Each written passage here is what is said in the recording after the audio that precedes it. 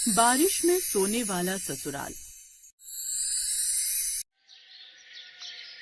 ममता जैसे ही ब्याह कर अपने ससुराल पहुंची तो देखा उसके ससुराल में चारों तरफ दीवारें थी, बहुत सारे कमरे थे, हर कमरे में बेड था, अलमारी थी, बहुत अच्छा किचन भी बना था, लेकिन पूरे घर में कहीं पर भी छत नहीं थी। ये देखकर ममता दंग रह गई। इस घर में सब कुछ है लेकिन छत क्यों नहीं है? देख बहू, ये हमारे घर की परंपरा है। ये बात ममता को थोड़ी बेवकूफी भरी लगी, लेकिन परंपरा के नाम पर उसने कुछ नहीं बोला। ससुराल में पति विक्रम के अलावा उसके सास ससुर जेठ और ननद थे। जेठानी अब इस दुनिया में नहीं थी। खैर, पहली रसोई की रस्म में जब वो किचन में खाना बना रही थी तब, हे भगवान, यहाँ तो सीधा धूप आ रही है, ऐसे तो मैं यहाँ मर जाऊंगी। वो गर्मी बर्दाश्त नहीं कर पाई और तुरंत बेहोश होकर गिर गई। तभी वहाँ पर उसका पूरा परिवार आ गया।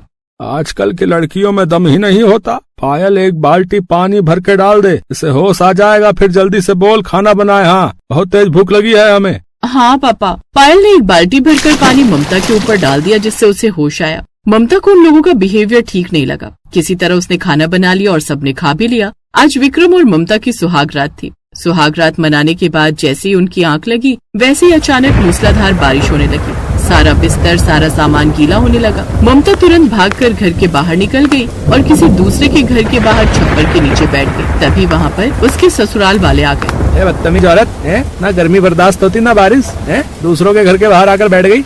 ऐसी औरतों को तो बेल्ट से मारना चाहिए। मैं बेल्ट लेकर आती हूँ, बिना मारे ये सुधरेंगी नहीं। और रहने दो पायल, मेरे पास बेल्ट है। अपने ससुराल वालों का ये रूप देखकर ममता दंग रह गई। आसमान में बिजली कड़कने लगी, आंधी तूफान आ गया। ससुराल वाले ममता को घसीटकर वापस घर के अंदर ले गए और सारी रात वो लोग बारिश में सोए। लेकिन ममता को नींद नहीं आ रही थी। वो सुबह तक ऐसे ही बैठी रही। फिर दोपहर को उसका परिवार कहीं चला गया। मेरे ससुराल में तो हर कोई बदतमीज है। पूरे गांव में हर किसी के घर में छत है, सिर्फ हमारे घर में नहीं। पता तो करना ही पड़ेगा। ममता अपने घर के बाहर खड़ी हो गई। तभी वहाँ से कुछ औरतें गुजरी। ममता ने उन औरतों को बुला लिया। सुनिए, मैं आप लोगों से एक बात जानना चाहती हूँ कि हमारे घर में छत क्यों नहीं है? क्या सच में हमारे परिवार की ऐसी कोई परंपरा है? लगता है तेरे ससुराल वाले बाहर ऐश करने गए, इसीलिए तू हमसे बात कर पा रही है। बहू, तुम्हारे ससुराल वालों ने कई बार छत बनवाने की कोशिश की, लेकिन हर बार छत गिर जाती थी। बहुत सारे मिस्त्री, इंजीनियर, बहुत सारे तांत्रिकों ने भी कोशिश की, लेकिन जितनी बार वो लोग छत बनवाते थे, छत खुद ब खुद गिर जाती थी। लेकिन इसके पीछे कारण क्या हो सकता है? बहू, जब से तुम्हारी जेठानी ये दुनिया छोड़कर गई है ना, तब से ये घटनाएं हो रही हैं। वरना उसके पहले तो इस घर में भी छत थी। अब हम लोग चलते हैं, वरना अगर धोखे से तुम्हारे ससुराल वालों ने देख लिया तो तुम्हें बहुत मारेंगे।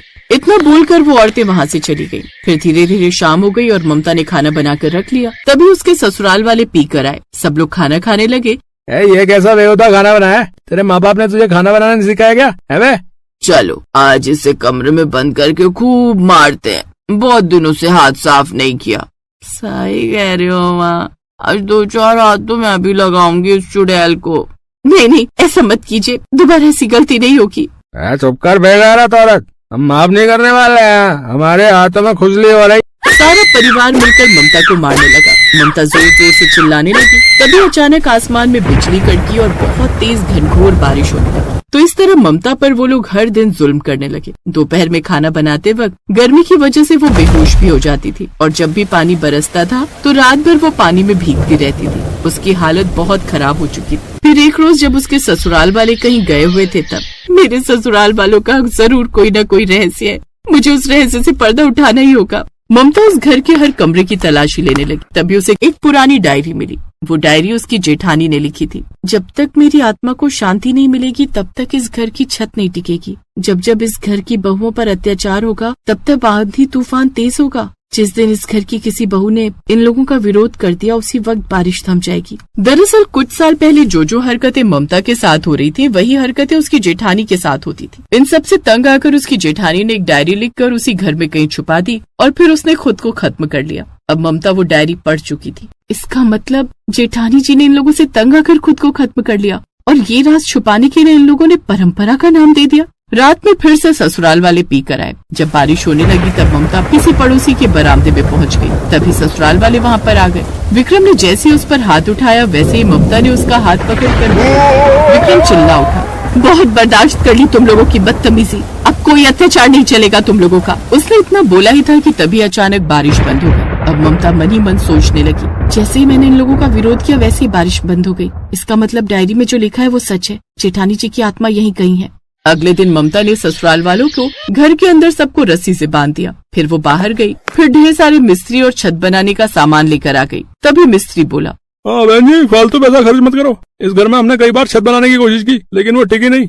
या तो आज छत टिकेगी या इन लोगों पर ही गिर जाएगी। उसके ससुराल वाले डर गए। बहू ऐसा मत कर, अगर तूने छत बनाई तो पूरी छत हम लोगों के ऊपर ही गिर जाएगी। चुप कर बुढ़िया। जेठानी जी आप जहाँ भी हो, आज मैं आपको मुक्ति दिला कर रहूंगी। ये सारे लोग छत के नीचे दबकर मर जाएंगे आज। धीरे धीरे मिस्त्रियों ने छत बनानी शुरू कर दी। इधर उसके ससुराल वाले, बहू हमें माफ कर दे, आज के बाद हम तुझ पर कोई अत्याचार नहीं करेंगे।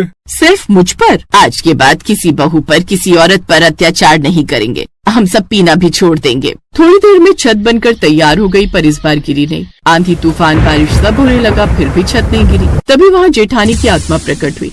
ममता, आज इन लोगों ने माफी मांगी, तुमने इन्हें सुधार दिया, इसलिए अब मेरी आत्मा को शांति मिल गई है। लेकिन अगर आज के बाद किसी औरत पर अत्याचार किया तो ये छत तभी गिरेगी जब तुम सब नीचे सो रहे होगे। हमें माफ कर दो राधा, आज के बाद ऐसा कुछ नहीं होगा। उसकी आत्मा गायब हो गई। उस दिन के बाद सब खुशी खुशी रहने लगे।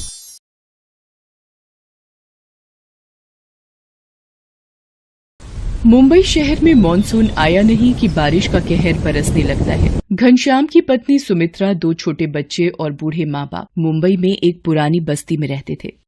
सुमित्रा ला दे, अम्मा की कौन सी दवाई लानी है? एक तो वैसे ही काम नहीं, ऊपर से दवाइयों का खर्चा नहीं निपटता। ये पर्चा और ये पैसे काम से मिले थे, इन्हीं का राशन लाना है और जो पैसे बचेंगे अम्मा की दवाई ले आना। चल जा रहा हूँ, ले आऊंगा। सुमित्रा, तूने आज फिर घनश्याम के हाथों में पैसे कैसे पकड़ा दिए? तुझे पता तो है फिर मदन के साथ जाकर कच्ची शराब पी आएगा या पत्ते खेलने बैठ जाएगा। क्या करूँ बापू, जबरदस्ती ले गए कि मैं ही लाऊंगा घर का सामान। पर सुमित्रा, बारिश की वजह से कब हम पर मुसीबत आ जाए, कौन देख कर आया है। माँ, बहुत भूख लगी है। माँ मुझे भी। बंटी, ये 10 रुपए ले, साथ वाली दुकान से छोटी डबल रोटी ले आ।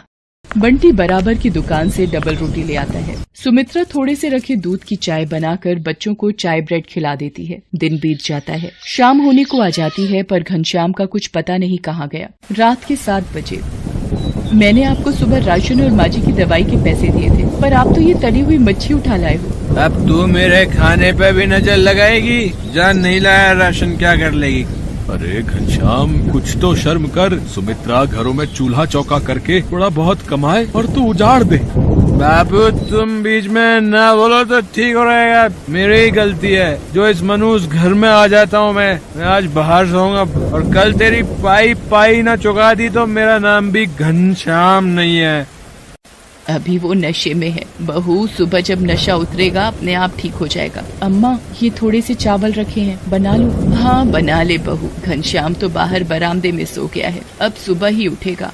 इतनी तेज बारिश हो रही है, सड़कें पानी से भरी हुई हैं, हवा से छप्पर टूट गया तो।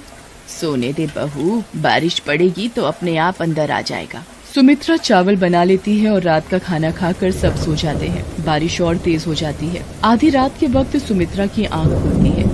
ये क्या, पूरे घर में पानी। अम्मा, बापू, जल्दी उठो, ये क्या हो रहा है? अरे इतना पानी ये कैसे आया? लगता है बारिश रुकी ही नहीं। क्या करें, बंटी और पूजा को गोदी में उठाओ और बाहर चलो। घनश्याम भी तो बाहर सो रहा था। घनश्याम पर जब टूटे हुए छप्पर से बारिश पड़ने लगती है, उसकी आंख खुल जाती है। ये क्या, इतनी बारिश, पानी की तो नदी बन गई है। घनश्याम जैसे ही चारपाई से उठता है, छप्पर नीचे गिर जाता है। घनश्याम बाल बाल बचता है। तुम लोग रुको, मैं एक एक करके सबको बाहर निकालता हूँ। बंटी, तू मेरे कंधे पर बैठ जा। पूजा, अब मेरी गोदी में आ। घनश्याम बंटी और पूजा को उठा लेता है। सुमित्रा अम्मा का हाथ पकड़ती है। जैसे तैसे वो घर के बाहर सड़क पर पहुँच तो जाते हैं, पर सड़क पर पूरा पानी भरा होता है। ये तो पूरी सड़क पानी से भरी हुई है। अब क्या करें? लोग बारिश के पानी में डूब रहे होते हैं। कहीं बच्चे रो रहे थे, कहीं कोई बिछड़ गया था। घनश्याम को याद आता है कि मदन के पास अपनी नाव है। सुमित्रा, तुम माँ बापू और बच्चों का ध्यान रखना, मैं अभी आया। पर आप कहाँ जा रहे हो? मुझे तो डर लग रहा है। मुझे याद आया, मदन के पास अपनी खुद की नाव है। अगर माँ बापू को उसमें बिठाकर किसी सुरक्षित जगह पर भेज दें तो हम तो जैसे तैसे चले ही जाएंगे। घनश्याम तैरता हुआ मदन के घर पहुँचता है। अरे, लगता है मदन नाव में जाने की तैयारी कर रहा है। मदन, माँ बापू को भी अपनी नाव में बिठा ले। मैं सुमित्रा और बच्चों को लेकर तेरे पास पहुंचता हूँ।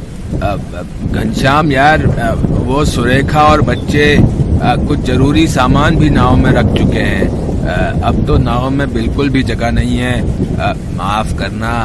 अच्छा, पानी का बहाव तेज हो रहा है, अब मैं चलता हूँ। मदन घनश्याम को साफ मना करके अपनी बीवी बच्चों के साथ नाव पर निकल जाता है। घनश्याम वापस आ जाता है। देखा तूने, यारी दोस्ती पालने का नतीजा। आज मुंह पर दगा दे गया वो तुझे बिगाड़ने वाला। अब तो घनश्याम और भी घबरा गया कि कैसे अपने परिवार को बचाए। कोशिश करके एक दूसरे का हाथ पकड़कर वो थोड़ा आगे बढ़ते हैं। सड़क की दूसरी तरफ जाने वाला पुल भी टूटकर रास्ते में गिरा हुआ होता है। अब क्या करें, कैसे उस पार जाएंगे? घबराओ नहीं, एक दूसरे का बस हाथ पकड़े रहो। चलते चलते वो देखते हैं एक रस्सी के सहारे लोगों को सड़क के उस पार ले जाया जा रहा है। इस रस्सी की सहायता से धीरे धीरे आगे बढ़ते रहिए। हाँ जी माता जी, लाओ हाथ दो ध्यान से। रेस्क्यू टीम धीरे धीरे रस्सी की सहायता से सबको सड़क के दूसरे किनारे पहुंचाती है। तभी अम्मा, बापू, वो देखो हेलीकॉप्टर। ये सब लोग हमारी मदद करने के लिए ही आए हैं। हेलीकॉप्टर से रेस्क्यू टीम सभी बस्ती वालों को बाहर निकाल रही थी और एक सुरक्षित स्थान पर घनश्याम और उसके परिवार को छोड़ दिया। शुक्र है, ये बचाव कर्मी अगर ना होते तो हमें कौन बचाता। आज भगवान ने भी हमारा साथ दिया है इन सुरक्षा कर्मियों को भेजकर। पर अब हम क्या करेंगे, वो बस्ती तो उजड़ गई। सुमित्रा, आज मुझे भी समझ आ गया है कि कुछ मित्र सिर्फ मतलब के लिए ही साथ रहते हैं। पर अब हम क्या करेंगे, वो बस्ती तो उजड़ गई। हिम्मत मत हार सुमित्रा, हम यहाँ कहीं आसपास की बस्ती में घर ले लेंगे। मैं वादा करता हूँ, शराब और जुए को कभी हाथ नहीं लगाऊंगा। खूब मेहनत करूंगा ताकि तुम सबको भरपेट भोजन मिल सके। कुछ दिन बाद जब बारिश रुक गई तब घनश्याम ने काम ढूंढना शुरू किया और एक बस्ती में किराए पर कमरा भी ले लिया। बारिश का पानी तो थम गया था, पर जिंदगी को चलने के लिए ताकत की जरूरत फिर से हासिल करनी थी। Thanks for watching.